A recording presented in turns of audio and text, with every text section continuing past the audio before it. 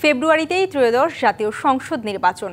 সারা দেশ প্রস্তুত হচ্ছে একটি অবাধ, সুষ্ঠু ও গ্রহণযোগ্য নির্বাচনের জন্য। কি ভাবছে সাধারণ মানুষ থেকে শুরু করে আগামীর জনপ্রতিনিধিরা, সে কথা জানাতে ডিবিসি নিউজের ইলেকশন এক্সপ্রেস ছুটে যাচ্ছে সব সংসদীয় আসনে। আজ সারাদিন আছে সংসদীয় আসন ২৮, কুড়িগ্রাম ৪। স্বাগত সিএসআরএম ডিবিসি ইলেকশন এক্সপ্রেসে। আজ সারাদিন রয়েছে সংসদীয় আসন ২৮ এবং ৪ আসন কুড়িগ্রাম। তো এই মুহূর্তে আমাদের সঙ্গে উপস্থিত রয়েছেন গণ অধিকার পরিষদের কুড়িগ্রাম জেলা শাখার সভাপতি সাজ্জাদ হোসেন পলাশ। তার কাছে জানতে চাইব তিনি এই আসন থেকে প্রার্থী হতে চাচ্ছেন, কেন তিনি এই আসন থেকে প্রার্থী হতে চাচ্ছেন। আপনার কাছে জানতে চাই, আপনি এই আসন থেকে প্রার্থী হতে চাচ্ছেন, কি কি উন্নয়ন বা সাধারণ মানুষের কি কি কাজ করেছেন আপনি এ পর্যন্ত? আপনাকে ধন্যবাদ এবং আপনার মাধ্যমে আমার নির্বাচনী এলাকা ২৮ কুড়িগ্রাম ৪ রৌমারী, রাজীবপুর, চিলমারির সকলকে আমার পক্ষ থেকে সালাম এবং হিন্দু ভাইদের শারদীয় শুভেচ্ছা। আমরা আসলে রাজনীতি করি মানুষের জন্য। আমাদের লক্ষ্যই হচ্ছে এলাকার উন্নয়ন এবং মানুষের দুঃখে সুখে দুঃখে তাদের পাশে দাঁড়ানো। এই লক্ষ্যে আমরা কাজ করি। আমরা আমাদের সীমাবদ্ধতা থাকা সত্ত্বেও আমরা বিভিন্ন দুর্যোগে আমরা ব্যক্তিগতভাবে এবং দলগতভাবে আমরা নির্বাচনী এলাকায় মানুষের পাশে ছিলাম, অতীতেও ছিলাম এবং ভবিষ্যতে থাকতে চাই। তো আমার নির্বাচনী এলাকা ২৮ কুড়িগ্রাম ৪, আপনি জানেন এটা নদী বিধৌত এলাকা। এখানে ব্রহ্মপুত্র নদ দ্বারা, এই নদী দ্বারা এই ৩টি উপজেলা অবহেলিত। এখানে মানুষের জীবনমান অত্যন্ত নিম্ন।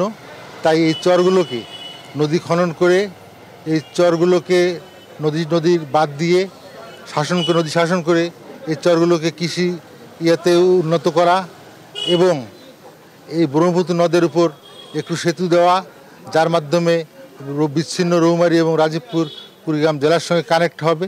এটা আমাদের একটা নির্বাচনী ম্যানিফেস্টোতে থাকবে। আর এলাকার বেকার যুবক এবং যুব মহিলা যারা আছে তাদেরকে কারিগরি প্রশিক্ষণ দিয়ে উন্নয়নের ধারায় তাদেরকে সম্পৃক্ত করা এবং বেকারদের কর্মসংস্থান করা।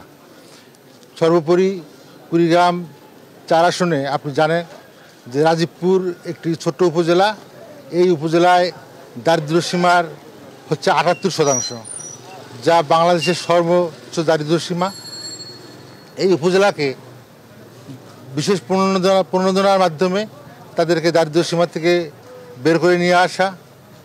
চিলমারির যে বন্দর আছে, আপনারা জানেন আব্বাস উদ্দিনের সেই চিলমারির বন্দর, এই চিলমারির বন্দর আজকে অবহেলিত।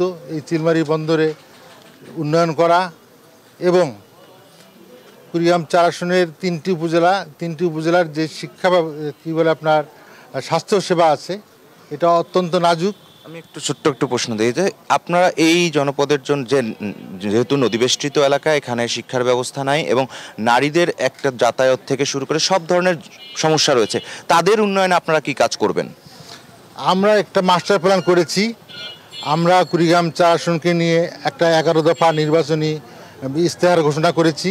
সেই ইশতেহারে যে বেকার যে মহিলারা আছে তাদেরকে আত্মকর্মসংস্থানমূলক প্রশিক্ষণ দিয়ে তাদেরকে মূলধারায় ফিরিয়ে আনা এবং তাদের কর্মসংস্থানের ব্যবস্থা করা, এটা আমাদের একটা ম্যানিফেস্টোতে থাকবে।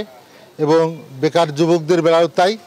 আর বিশেষ করে আমরা চাচ্ছি যে চর এলাকা যেটা আছে, এই চর এলাকায় কৃষি খামারগুলোকে উন্নত করা এবং দুগ্ধ খামার যাতে হতে পারে।